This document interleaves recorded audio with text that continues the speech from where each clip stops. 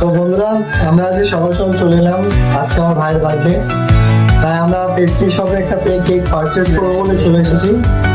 হ্যাঁ, তা ভালো দেখে আমরা কেক নেব। তো এই যে আমার বার্থডে বয়, দেখতে পাচ্ছি তোমরা সবাই, একটা ভালো দেখে একটা কেক নেবো।